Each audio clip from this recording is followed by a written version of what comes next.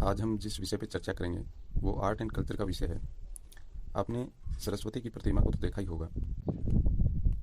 कहते हैं वो विद्या की देवी है, हंस वाहिनी है। हंस प्रतीक है विवेक का। मैं कहता हूँ कि कभी अनजाने में और गौर करिएगा, वो कला की भी देवी है। जीवन में यदि कला अर्जित नहीं कर पाए तो ज्ञान भी कभी कभी निरर्थक लगने लगता है। भारतीय इतिहास के अंदर गुप्त काल कौन नहीं जानता होगा। इसे स्वर्ण काल भी माना जाता है। गुप्त काल केवल संपदा और सौदेबाजी के लिए नहीं जाना गया है। ये जाना जाता है अपनी कला के लिए, धर्म के लिए, दर्शन के लिए। आज हम उसी पे चर्चा करेंगे। कभी कभी आपको एयर की आवाज़ भी सुनाई दे सकती है, क्योंकि ये राजस्थान है। कोई नहीं जान सकता कि कब एयर प्रेशर डिप कर जाए और कोई गर्म हवा का झोंका माइक्रोफोन में भी समा जाए। ये तो प्रकृति है, कभी कभी मन को क्षुब्ध करती है तो थोड़े ही पल बाद में मन को मुग्ध भी कर लेती है। सुमित्रा नंदन पंत एक कवि हुए हैं। शायद प्रकृति ने उन्हें क्षुब्ध किया होगा, तभी कहा होगा, छोड़ द्रुमों की मृदु छाया, तोड़ प्रकृति की भी माया, बाले तेरे बाल जाल में कैसे उलझा दूं लोचन। ये कोई क्षुब्ध मन ही कह सकता है। अगर उनका मन मुग्ध रहा होगा तो प्रकृति से नाता तोड़ने की वो बात क्यों करते। अभी मैं जिस वृक्ष के नीचे बैठा हूँ वो बील का वृक्ष है। मेरे सामने जो एक और दूसरा वृक्ष है वो जाल का वृक्ष है। राजस्थान में ये जाल का वृक्ष बहुत जगह पाया जाता है। वनस्पति शास्त्री जो है वो मानते हैं कि जाल का वृक्ष जो है ये भूमि का वृक्ष नहीं है, ये समंदर का वृक्ष है। ये इस बात का भी प्रमाण है कि राजस्थान में कभी समंदर हुआ करता था। कहीं कहीं तो ये वृक्ष इतना अधिक है कि उस ज़िले का नाम ही जालोर रख दिया गया है। कहते हैं कि जलियावाला जो जगह है पंजाब में है, वहाँ भी इस पेड़ की प्रधानता है, इसीलिए उस जगह का नाम भी जलियावाला है। ऐसी आपने भारतीय इतिहास में भी देखा होगा, बैटल ऑफ प्लासी बोलते हैं। प्लासी जगह का नाम है, लेकिन आप जानते होंगे उस जगह को प्लासी क्यों कहते हैं, क्योंकि वहाँ पर जिस वृक्ष की प्रधानता है वो प्लास का वृक्ष है। वृक्षों ने भी इतिहास के अंदर रहें चाहे कविताओं के अंदर रहें, सब जगह अपनी दस्तक दी है। अब हम अपने मूल विषय पे चलेंगे, मूर्तिकला पर। लेकिन मूर्तिकला की दुनिया में मैं आपको लेके जाऊं उससे पहले मैं आपको प्रतीकों की दुनिया की सैर कराता हूँ। प्रतीकों से नाता हमारा सबसे पुराना नाता है। अगर आपने समाजशास्त्र पढ़ा होगा तो आपने ज़रूर पढ़ा होगा सोशल यूटिलिटी ऑफ सिंबल में दो समाजशास्त्री आते हैं। एक का नाम है हर्बर्ट मीड और उन्हीं के डिसाइपल हैं ब्लूमर। इन्होंने समाजशास्त्र के अंदर एक थियोरी दी है जिसका नाम है सिंबॉलिक इंटरेक्शनिज्म। ये थ्योरी ये कहती है कि सिंबल भी इंटरेक्ट करते हैं और मनुष्य सिंबल से इंटरेक्ट करता रहा है। सिंबल्स का वो मनुष्य के जीवन में बड़ा इंपॉर्टेंस बताते हैं। मनोविज्ञान भी यही मानता है। मनोविज्ञान के अंदर एक कोई स्विस साइकेट्रिस्ट हुए हैं, कार्ल गुस्ताव जुंग। वो कहते हैं कि मनुष्य प्रतीकों और मिथकों के बगैर नहीं जी सकता। समाजशास्त्र सिर्फ प्रतीकों की बात कर रहा था, मनोविज्ञान ने तो मिथक भी जोड़ दिए। मिथक क्या होते हैं कौन नहीं जानता, ये तो बहुत आसान है। मिथक तो हर कोई जानता होगा, मैं नहीं बताने जा रहा कि मिथक क्या होते हैं। अगर आप फिर भी जानना चाह रहे हैं मैं बता दूं थोड़ा सा। रामायण के अंदर एक कैरेक्टर आता है रावण का। मैं ये नहीं कह रहा कि रावण का कैरेक्टर मिथक है। हो सकता है रावण नाम का व्यक्ति रहा होगा, लेकिन किसी व्यक्ति के 10 सिर रहे होंगे, ये बात मिथक ही लगती है। आप देखिए पूरी रामायण के अंदर ऐसा कोई दूसरा कैरेक्टर नहीं है जिसके 10 सिर हैं। एक ही व्यक्ति पैदा हुआ धरती पर सिर्फ जिसके 10 सिर थे, या इसका कोई दूसरा औचित्य रहा होगा। कभी कभी ऐसा होता है कि जब आप नायक को बहुत बड़ा नायक सिद्ध करने की कोशिश करते हैं तो आपको खलनायक को भी बहुत बड़ा बनाना पड़ता है। शायद यही वजह रही होगी कि खलनायक को बड़ा बनाने के लिए या नायक को अधिक बड़ा सिद्ध करने के लिए रावण के 10 सिर लगाए गए होंगे। ये मिथक हो सकता है। मिथक के ऊपर मैं अगर बात करूं, एक और दार्शनिक हुए हैं, हमेशा से आलोचनाओं में रहे। अगर इस चीज़ की भी कोई लिस्ट होती तो ये टॉप कर जाते। इन विचारक का नाम है फ्रेडरिक नीत्शे। ये कहते हैं कि मनुष्य प्रतीकों, एग्जैक्टली मैं इनकी भाषा में बात करूं तो ये कहते हैं कि मनुष्य को जीने के लिए झूठ चाहिए, वो सच के सहारे जी भी नहीं सकता। शायद मनोविज्ञान ने उनकी इस बात को पकड़ लिया होगा। खैर, मनोविज्ञान पहले से है, फ्रेडरिक नीत्शे बाद में आए हैं। दोनों ही बातें मानती हैं कि हमें जीने के लिए थोड़ा बहुत झूठ भी चाहिए होता है। सच, अकेला सच हो तो हम जीना भी हो सकता है पसंद ही ना करें। शायद यही वजह होगी कि भारत के अंदर हम जो हैं कॉस्मेटिक प्रोडक्ट्स के कंजम्पशन में दुनिया में टॉप करते हैं। इससे बड़ा झूठ और क्या हो सकता है। झूठ का मतलब ये नहीं है ये डेटा झूठ है, झूठ का मतलब है मेकअप। मैं आपको कोई ब्लूमर या हर्बर्ट मीड की थ्योरी नहीं समझाने जा रहा, बहुत सीधी सी बात करता हूँ। हम सब लोगों के जीवन में या सब लोगों का जीवन का जो प्रारंभ होता है वो सिंबल से ही होता है। मान लीजिए हम सब ने पढ़ा होता है कि कैसे कबूतर और ऐसे एप्पल। ये कबूतर और एप्पल एक्चुअल में क्या हैं? ये सिंबल ही हैं, और ये सिंबल की उपयोगिता ही है कि ये लर्निंग प्रोसेस को इतना सहज बना देते हैं, इतना सरल बना देते हैं कि हम आसानी से चीज़ों को सीख लेते हैं। आप इमेजिन करके देखिए, अगर कैसे कबूतर नहीं बताया जाता और ऐसे एप्पल नहीं बताया जाता तो दूसरा और कौन सा तरीका हो सकता था आपको कै और ए ये दोनों वर्ड जो हैं वो सिखाने के लिए, क्योंकि ये शुरुआती वर्णमाला है। आप दूसरे कौन सा तरीका इमेजिन करेंगे कि ये आप सीख जाते हैं? सिंबल चीज़ों को आसान बनाते हैं। मूर्तियों की उपयोगिता भी धर्म के अंदर यही थी कि ये धर्म को धारण करने में या धर्म को सरल बनाते हैं। यही उपयोगिता मूर्तियों की है। कोई कह सकता है कि कोई ज़रूरी नहीं, मैं बगैर कबूतर और बगैर एप्पल के भी जो हैं ये वर्णमालाएं पढ़ा सकता हूँ। बिल्कुल, मुझे आपकी काबिलियत पे कोई संदेह नहीं है, आप ऐसा कर सकते हैं। लेकिन एक छोटा सा एग्जाम्पल मैं आपको और दूंगा। मेरे पड़ोस में एक 6th क्लास में पढ़ने वाला बच्चा रहता है। वो एक बार मेरे पास आया, उसने कहा कि उसने जो है आज स्कूल के अंदर सोलर सिस्टम पढ़ा है।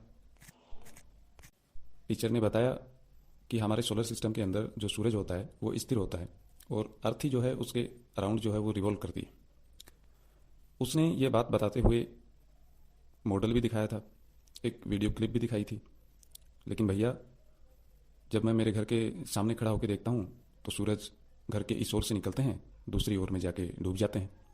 तो फिर ऐसा क्यों होता है? अगर सूरज स्थिर होता तो ऐसा क्यों होता? आपने देखा होगा कि टीचर का बताया जाना या किताब के अंदर लिखा होना, वीडियो दिखा देना, मॉडल दिखा देना, ये सब बातें एक तरफ हैं। लेकिन जब बच्चा अपनी रियल लाइफ में आया, वो कुछ और देखता है। वो देखता है कि सूरज उसके घर के इस तरफ से निकलते हैं और इस तरफ जाके जो है वो अस्त हो जाते हैं। किताबें कुछ और बोल रही हैं, अध्यापक कुछ और बोल रहे हैं, रियल लाइफ में बच्चा कुछ और देख रहा है। ऐसे में बच्चा कंफ्यूज होता है। यही बात अप्लाई होती है इस बात पे कि जब आप चीज़ों को बगैर सिंबल्स के बताते हैं, अगर आप कै कबूतर को बगैर कबूतर बताए ही समझाएंगे, बच्चा जीवन भर कंफ्यूज रहेगा। वो कभी नहीं जोड़ पाएगा उन चीज़ों को रियल लाइफ से। जब बच्चा रियल लाइफ से नहीं जोड़ पाएगा तो वो हमेशा इस असमंजस में रहेगा कि उसने ये जो कै कबूतर या ये जो सारी चीज़ें सीखी हैं, पूरी वर्णमाला सीखी है, इसका यूज़ क्या करे? वो क्या लेके घूमता रहे उससे बस्ते की तरह कि आज उठा लिया, फिर स्कूल में चले गए, स्कूल से फिर बस्ता लेके आ गए? सिंबल्स का इंपॉर्टेंस यही था, और मूर्तिकला का इंपॉर्टेंस या मूर्तियों का इंपॉर्टेंस धर्म के अंदर यही है। लेकिन कोई कह सकता है कि दुनिया में ऐसे भी धर्म हैं जिनके यहाँ मूर्तियाँ नहीं होती, तो क्या वो सर्वाइव नहीं कर पाते? बिल्कुल, आपकी बात से मैं बिल्कुल सहमत हूँ कि बगैर मूर्तियों के भी कोई धर्म जो है वो सर्वाइव कर सकता है। यहूदी धर्म में मूर्तियाँ नहीं हैं, सिख धर्म में भी मूर्तियाँ नहीं हैं, इस्लाम में तो मूर्तियाँ हैं ही नहीं। ये अलग बात है कि उन्होंने मूर्तियाँ तोड़ने का काम किया। आप थोड़ा सा एंथ्रोपोलॉजी को और थोड़ा डीप पढ़ेंगे, आप जान पाएंगे दुनिया में ऐसे भी धर्म हैं जिनके अंदर ईश्वर भी नहीं है। बगैर गॉड के भी धर्म हो सकता है। मूर्ति होना किसी रिलीजन के अंदर कोई इसेंशियल कंडीशन नहीं है। लेकिन एक चीज़ आप सभी धर्मों के अंदर, दुनिया में चाहे जितने धर्म हों, कॉमन देखेंगे, वो है हर धर्म के अंदर सिंबल्स हैं, प्रतीक हैं, भले मूर्तियाँ ना हों। कोई मूर्तियों को नकार सकता है, लेकिन ऐसा कोई धर्म नहीं है जिसमें सिंबल्स ना हो। इस्लाम की मैं बात करूँ, काबा में जो लोग यात्रा पे जाते हैं, वहाँ पर एक संगे अस्वद नाम का पत्थर होता है, जिसे जाने वाले लोग उस पत्थर को चूमते हैं। ये ब्लैक कलर का पत्थर क्या हुआ? सिंबल हुआ। मक्का मदीना जो धर्म स्थल हैं इस्लाम में, जो लोग यहाँ जाते हैं या इनके घरों के अंदर भी आप देखेंगे कि इन धर्म स्थलों की तस्वीरें आपको मिल जाएंगी। ये तस्वीरें क्या हैं? सिंबल ही हैं। मैं काबा में जो ब्लैक पत्थर है उसकी बात करूं, कहते हैं कि इस्लाम के अंदर जो फरिश्तों के देवता हैं, जिब्राइल, अगर आपका मीडियम इंग्लिश रहा होगा तो आपने इसको गैब्रियल पढ़ा होगा। ये तो ट्रांसलेशन का डिफरेंस है, बाकी दोनों एक ही व्यक्ति हैं। फरिश्तों के देवता कहलाते हैं। कहते हैं कि इन्होंने ही जो है जन्नत से इस पत्थर को ये धरती के ऊपर लेके आए थे। अब मैं सिख धर्म की बात करूं, आप जानते होंगे कि सिख धर्म के अंदर धर्म ग्रंथ को, जिसे ये अपनी होली बुक कहते हैं, मंदिर के अंदर उसी तरीके से प्रतिस्थापित करते हैं जिस तरीके से हम हिंदुओं के अंदर मंदिर के अंदर किसी मूर्ति को प्रतिष्ठित किया जाता है। बुक क्या है? सिंबल है। अब अगर मैं संसार के अंदर सबसे अधिक मूर्ति पूजक धर्मों की बात करूं तो 3 धर्म सबसे ही सामने आ जाते हैं। एक हिंदू धर्म है, जैन धर्म और बौद्ध धर्म। इन तीनों ही धर्मों की जो मूर्ति कला है उसमें भी अंतर है। अगर मैं बात करूं जैन मूर्तियों की, आप देखेंगे कि ये मूर्तियां पूर्णतः आत्मलीन हैं। आंखें बंद होंगी और ध्यान में मूर्तियां लीन होंगी। श्वेतांबरों को छोड़कर जैन धर्म की जितनी मूर्तियाँ हैं, आँखें इस धर्म में आपको बंद ही मिलेंगी। लेकिन हिंदू धर्म की मूर्तियों में आप देखेंगे कि आँखें जो हैं पूर्णतः सजग मिलेंगी, आँखें पूरी तरीके से खुली हुई मिलेंगी।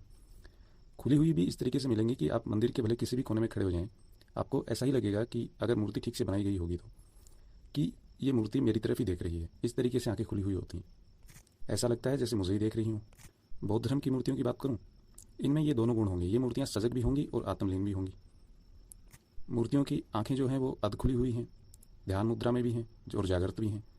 भगवान बुद्ध जो हैं मध्यम मार्गी थे, तो उनकी मूर्ति कला में भी आपको उनका मध्यम मार्ग दिख जाएगा। ये आंखें आधी ही खुली हुई हैं। हिंदू धर्म की मूर्तियों की आंखें चूँकि खुली हुई हैं, तो इन मूर्तियों से आंख मिलाना भी सहज नहीं है। आप सोचिए, आप कितनी बार मंदिर में गए होंगे, कितनी बार आपने मूर्ति की आंखों में आंखें डाल के देखा है, क्योंकि इनसे आंखें मिलाना सहज हो ही नहीं सकता। ये कभी कभी इसलिए भी नहीं होता है क्योंकि मान लीजिए मैं एक अपराधी हूँ या मैंने कोई गलत काम किया है, मेरे मन के अंदर गिल्ट भावना है। ऐसे में स्वाभाविक तौर से मैं इन मूर्तियों से आंखें नहीं मिला पाऊंगा। लेकिन अगर मैं किसी देवता का भक्त रहा हूँगा या किसी की आराधना करता ही रहा हूँगा या मेरे मन में उसके प्रति प्रीति की भावना रही होगी, तो ऐसे में मैं आंखें अपलक भी देख सकता हूँ मूर्ति की तरफ। और अगर मैं अपनी पलकें बंद भी कर लूँ, तब भी मैं उस मूर्ति की दीदार बंद आँखों से भी कर सकता हूँ। ये हिंदू धर्म की विशेषता है। यही इन मूर्तियों के दर्शन के पीछे का दर्शन है। भगवान बुद्ध जो थे, मूर्ति पूजा के समर्थक नहीं थे। कुछ लोग कहते हैं कि ये मूर्ति पूजा के विरोधी थे। विरोधी नहीं थे। विरोधी होना एक अलग बात होती है, लेकिन इन्होंने मूर्ति पूजा का समर्थन नहीं किया था। लेकिन आप देखते हैं संसार के अंदर सर्वाधिक मूर्तियाँ जो हैं वो बुद्ध की ही बनाई गई। संसार की सबसे लोकप्रिय आध्यात्मिक मूर्ति भी जो है वो भगवान बुद्ध की ही है। बुद्ध की प्रतिमाओं की या उनकी मूर्तियों की बात करें, आप देखेंगे कि 90% जो बुद्ध की जो मूर्तियां हैं वो पद्मासन में बैठे हुए बुद्ध की मूर्तियां हैं। बाकी जो शेष बच जाती हैं जो मूर्तियां, वो या तो खड़ी मुद्रा में हैं या फिर कभी कभी आपको ऐसा दिख सकता है कि लेटी हुई मुद्रा में भी बुद्ध की मूर्तियाँ हो सकती हैं। खड़ी हुई मुद्रा के अंदर भगवान बुद्ध की या बौद्ध धर्म की मूर्तियाँ कम ही मिलेंगी। ये जैन तीर्थंकरों की जो मूर्तियाँ होंगी, जैन तीर्थंकरों की मूर्तियाँ ज़्यादा बनाई गई थी खड़ी हुई अवस्था में या खड़ी हुई मुद्रा के अंदर। भगवान बुद्ध की एक मूर्ति है जो लेटे हुए है, वो भी दाहिनी तरफ। ये उनकी मूर्ति उनके महापरिनिर्वाण करने से ठीक पूर्व की मूर्ति है। उनकी बैठी हुई मुद्राओं की मैं बात करूँ, 3 तरीके की मूर्तियाँ बनाई गई। एक ध्यान मुद्रा में। अब किसी मूर्ति को देख के आप ये कैसे अंदाज़ा लगाएं कि वो मूर्ति ध्यान मुद्रा में है कि ज्ञान मुद्रा में है कि भूमि स्पर्श मुद्रा में है? बहुत आसान है। अगर आप कोई मूर्ति देखते हैं, उसमें देखते हैं कि उनके दोनों हाथ जो हैं वो हाथ के ऊपर हाथ रखे हुए हैं, तो ये मूर्ति उनकी ध्यान मुद्रा की मूर्ति। अगर आप देखते हैं कि एक हाथ जो है उनका उठा हुआ है, दूसरे हाथ की तर्जनी और अंगूठे जो हैं वो मिलाए हुए हैं, ये उनकी ज्ञान मुद्रा की जो है वो बुद्ध की मूर्ति है। भूमि स्पर्श मुद्रा तो आप सब लोग जानते ही होंगे, इसमें कुछ भी नया नहीं है, जैसा नाम है वैसा ही है। भूमि स्पर्श मुद्रा जो है ये बुद्धत्व प्राप्ति के जस्ट ठीक पहले की मुद्रा है उनकी। बौद्ध धर्म के लिए एक प्रोमिनेंट ज्योग्राफिकल लोकेशन आती है जिसे तिब्बत कहते हैं। इसमें कोई डाउट नहीं है कि तिब्बत के अंदर भी बौद्ध धर्म जो है वो भारत से गया था। लेकिन तिब्बत के अंदर जो बौद्ध धर्म है वो ना तो महायान है ना ही हीनयान है। वहाँ पर उसका एक तीसरा ही रूप नज़र आता है जिसे वज्रयान कहते हैं। तिब्बत के अंदर जो भगवान बुद्ध हैं, इन लोगों ने भगवान बुद्ध को पुरुष नहीं माना है, स्त्री जो उनका स्त्री स्वरूप था उसको स्वीकार किया है। आपको लगा होगा कि भगवान बुद्ध तो पुरुष थे, सब लोग जानते हैं, पत्नी भी थी, विवाह भी हुआ था, पुत्र भी हुआ था। 29 साल की उम्र में जो है वो घर परिवार छोड़ के निकल गए थे। तो फिर ये तिब्बत के लोग उनको स्त्री स्वरूप में क्यों देखते हैं? इसके पीछे एक रीज़न है। भगवान बुद्ध की मूर्तियों को भी आप देखेंगे तो जो बेसिक चीज़ वो रिफ्लेक्ट करती हैं वो कंपैशन है। और भगवान बुद्ध भी जो हैं अपने पूरे जीवन काल में जिस भावना के ऊपर जोर देते रहे वो करुणा की भावना ही थी। तिब्बत के लोग ये मानते हैं कि करुणा का जो भाव है वो पुरुष में कम होता है, स्त्री में ज़्यादा होता है। इसलिए उन्होंने बुद्ध को जो है उनका स्त्री रूप जो है वो स्वीकार किया है। कोई कह सकता है कि ये वज्रयान कहाँ से आया? एक्चुअल में आप जब देखेंगे कि तिब्बत की जो परंपरागत जो संस्कृति थी वो ओझा संस्कृति थी। ओझा संस्कृति कहे तो ये लोग जादू टोने में विश्वास करते थे, मतलब अंधविश्वासों में विश्वास करते थे। और इनका जो पहले से रिलीजन जो था वो वान धर्म था। लेकिन बाद में इन्होंने बुद्ध धर्म को अपना लिया। अब सारी चीज़ें मिक्स हो गई तो एक तीसरी चीज़ निकल के आ गई जिसे वज्रयान कहा गया।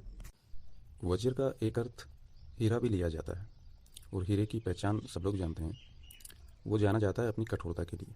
तिब्बतन संस्कृति तप की संस्कृति रही है। जिस तरीके से व्रत होता है वैसे ही तप होता है। मैं आपको बताना चाहूँ, जैन धर्म के अंदर व्रत और तप दोनों हैं। लेकिन जैन धर्म के अंदर आपको ध्यान कम मिलेगा। वैसे तो महावीर जो तीर्थंकर हुए हैं उनकी सभी मूर्तियाँ ध्यान मुद्रा में ही हैं, लेकिन पता नहीं क्यों जैन संप्रदाय के लोग ध्यान से उस तरीके से आकर्षित नहीं हो पाए जितना तप और व्रत उनके संप्रदाय में जो जगह बना पाया। बुद्ध ध्यान के लिए जाने जाते हैं, लेकिन वज्रयानियों ने तप भी जोड़ दिया, क्योंकि तप उनकी संस्कृति में पहले से ही था। नॉर्मल आप डिफरेंस देखना चाहें कि तप और व्रत में क्या होता है। व्रत जो है वो स्त्रियां करती रही हैं और पुरुष अपने तप के लिए जाना जाता रहा है। एक डिफरेंस ये भी हो सकता है मैं गलत हूँ इस बात में। इसमें कोई डाउट नहीं है कि तिब्बतन संस्कृति जादू टोने में विश्वास करती थी। जादू टोने की बात चली है, आपने एक नाम सुना होगा डॉक्टर फ्रैंक रुडोल्फ का। इन्होंने अपने जीवन के सबसे बेहतरीन साल जो जीवन के होते हैं उनमें से 30 साल एक अमेजन के फॉरेस्ट में प्रिमिटिव ट्राइब्स रहती थी उनके साथ बिताए, क्योंकि ये इन ट्राइब्स के बारे में जानना चाहते थे। अक्सर ये कहा जाता था कि ये आदिवासी किसी भी व्यक्ति की मिट्टी की प्रतिमा बनाकर उस प्रतिमा के माध्यम से उस व्यक्ति को प्रभावित कर सकते हैं। ये जानना चाहते थे कि इसके पीछे क्या साइंटिफिक रीजन है या कुछ और है। आपने भी हमारी संस्कृतियों में अक्सर ऐसा देखा होगा। जादू टोना हो सकता है आप विश्वास करते हो और ना भी करते हो। फ्रैंक रुडोल्फ ने ये देखा है 30 साल बिताते हुए उनके साथ। फ्रैंक रुडोल्फ ने ये देखा कि ना सिर्फ इस प्रक्रिया के द्वारा ये लोग किसी व्यक्ति के अंदर डिजीज़ ट्रांसमिट कर सकते हैं, बल्कि उन्होंने यहाँ तक भी देखा कि ये मीलों दूर किसी व्यक्ति के अंदर डेथ को भी ट्रांसमिट कर सकते हैं। वो कहते हैं कि ये व्यक्ति, ये प्रोसेस जो है वो सिर्फ मनुष्य पे ही लागू नहीं होता, किसी भी चीज़ पे लागू हो सकता है। उन्होंने अक्सर ऐसा देखा है कि ये लोग अपनी इस प्रक्रिया से पेड़ों को भी सुखा देते थे। उन्होंने पाया कि एक कोई पेड़ था, इन्होंने अपना प्रोसेस किया, पानी देते हुए भी उस पेड़ के अंदर 30 दिन के बाद वो पेड़ जो है ख़त्म हो गया, सूख गया बिल्कुल पूरी तरीके से। इसे आप जादू कह सकते हैं, हो सकता है आपको ये विश्वास भी ना हो, लेकिन मनोविज्ञान के अंदर या सॉफ्ट स्किल की जितनी भी किताबें आप पढ़ेंगे आप जान पाएंगे। एक नाम रोंडा बर्न का आता है, जिन्होंने अपनी पुस्तक लिखी है द सीक्रेट। इस पुस्तक का मेन थीम क्या है? ये पुस्तक कहती है कि विचारों के ऊपर जो हमारे विचार होते हैं उन पर भी गुरुत्वाकर्षण के नियम लागू होते हैं। एल्केमिस्ट पुस्तक आपने पढ़ी होगी, आप जान पाए होंगे। सेम चीज़ प्रूव करने की कोशिश की गई है। 1932 के अंदर विलियम एटकिंसन की भी पुस्तक आई थी, laws of attraction. Om Shanti Om movie तो आपने देखी होगी। ये सब बातें क्या हैं? किसी के हो सकता है कोई भरोसा भी ना करे और किसी को लग सकता है कि ये पॉसिबिलिटी तो होती है। यही सब जादू टोना भी आप कह सकते हैं। कोई साइंटिफिक आदमी इसको कह सकता है कि ये मेटाफिजिक्स है। किसी की भाषा में अंधविश्वास हो सकता है। मूर्तियों के पीछे का जो दर्शन था वो यही था कि जो कुछ भी हम देखते हैं वो हमारे इनर सेल्फ के अंदर भी एक इको क्रिएट करता है। आपने देखा होगा हिंदू धर्म के अंदर देवियों की जो पूजा है वो 3 रूपों में होती रही है। एक उनका सौम्य रूप है, आप देख सकते हैं माता सीता की मूर्ति देखेंगे, आप पार्वती जी की मूर्ति देखेंगे, लक्ष्मी जी की मूर्ति देखेंगे, ये सौम्य रूप है। दूसरा रौद्र रूप आता है, दुर्गा को कौन नहीं जानता, काली को कौन नहीं जानता। तीसरी जो मूर्तियाँ बनी वो काम रूप में बनी हैं। कामाख्या माता का भी एक टेम्पल है, सब लोग जानते होंगे। इस तरह तीनों रूपों में पूजी जाती रही। जो लोग प्रवृत्ति से ही चोर रहे हैं, डाकू रहे हैं, लुटेरे रहे हैं, वो लोग देवी हों चाहे देवता हों, वो रुद्र रूप की पूजा करते रहे। ऐसा कभी नहीं होगा कि आप डाका डालने जाएं। चलिए मैं अपनी बात कर लेता हूँ, मैं डाका डालने जाऊँ और सीता जी की मूर्ति की पूजा करके जाऊँ, हो ही नहीं सकता कि मैं डाका डाल लूँगा। अगर उसी की जगह मैं दुर्गा या काली की पूजा करता रहूँगा तो हो सकता है मैं उस कार्य को, जो कि हो सकता है मोरली ठीक ना हो, मैं उसे अंजाम तक पहुँचा दूँ।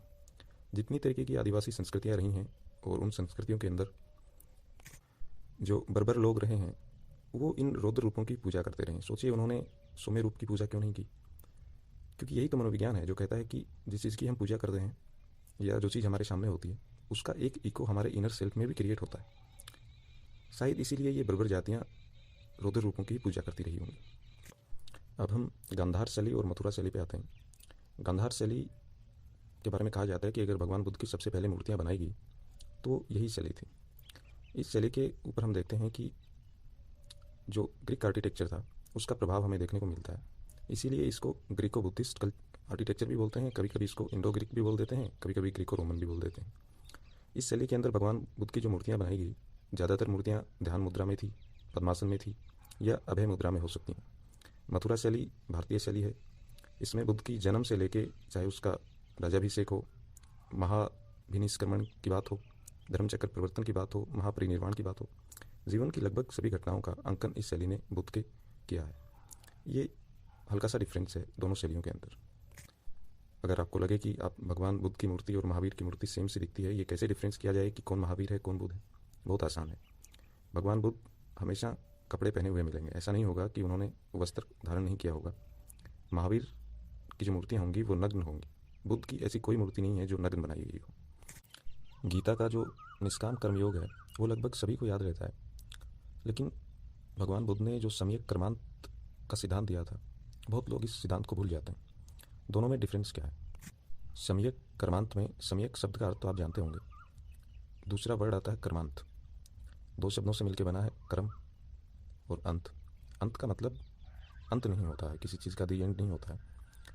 ये हिंदी भाषा है, एक ही शब्द कई अर्थों में जो है वो यूज होता रहता है। अंत के अनंत मीनिंग हो सकते हैं। इसका एक मीनिंग होता है लक्ष्य, एक मीनिंग होता है समापन। कभी कभी ये सिद्धांत को भी अपने आप में समाहित कर लेता है। अब चलिए हम कर्मांत की बात करते हैं। तो फिर कर्मांत क्या हुआ? कर्मांत का मतलब होता है कि हमें कर्म का ठीक लक्ष्य रखना चाहिए और उसे ठीक समापन करने के जत्न भी जो है वो हमें करने चाहिए। यही कर्मांत है। सम्यक कर्मांत जो है सिर्फ सम्यक कर्म की उपलब्धि की बात नहीं करता, बल्कि वह उपलब्धियों का सम्यक दान की भी बात करता है। दोनों बातों में क्या डिफरेंस है, मैं इसके लिए आपको एक छोटी सी स्टोरी सुनाता हूँ। एक बार एक कोई लकड़हारा होता है। जंगल से लकड़ी काट के 2 वक्त का भोजन जुटाना बहुत संघर्ष का काम होता है, ये इतना आसान नहीं होता। एक कोई देवदूत उसके पास से गुजरता है। वो देवदूत से पूछता है कि क्या उसकी किस्मत के अंदर ये गरीबी लिखी हुई है। देवदूत कहता है कि रुको जरा। उसने उसकी किस्मत देखी और कहा कि तुम्हारी किस्मत में 20 मन अनाज की बोरियां लिखी हुई हैं, चाहो तो वो एक दिन में पा सकते हो या 1 साल में भी। लकड़हारा कहता है कि रोज़ रोज़ मरने से अच्छा है आप एक काम करिए, मुझे ये 1 दिन में ही दिला दीजिए। वो कहता है ठीक है, आप जाइए, मिल जाएंगी। रात को जब सो के उठकर जब लकड़हारा उठता है तो वो देखता है कि उसके घर में 20 बोरी जो है वो अनाज की रखी हुई थी। 20 बोरी अनाज की घर में देख के उसका मन करता है कि वो इस अनाज को बेचेगा और जीवन में सुख सुविधाएं जुटाएगा। थोड़ी देर बाद उसका मन किया कि जब इस संसार से जाना ही है तो पा के क्यों, कुछ दे के जाया जाए। वो सभी बोरियों जो अनाज था उसका भोजन बनाता है, गरीबों में बंटवा देता है। ये निश्चिंत होकर सोता है उस रात कि अब उसके पास कुछ भी नहीं है, चलो ठीक है। लेकिन फिर भी अगले दिन जब वो फिर उठता है, देखता है कि 20 बोरी अनाज की उसके पास फिर रखी थी। वो देवदूत से पूछने जाता है, कहता है कि क्या आपने मेरी किस्मत के बारे में झूठ बोला था? देवदूत ने कहा कि मैंने झूठ नहीं बोला। जो लोग अपने किस्मत का दूसरों को देते हैं, दूसरों की किस्मत का भी उनको मिलने लग जाता है। यही सम्यक कर्मांत है। बुद्ध यही बात करते हैं। वो सिर्फ कर्म आपका सम्यक हो इसी की बात नहीं करते, वो चाहते हैं कि जो उपलब्धियां हमारे पास हैं हम इन उपलब्धियों का दान भी करें।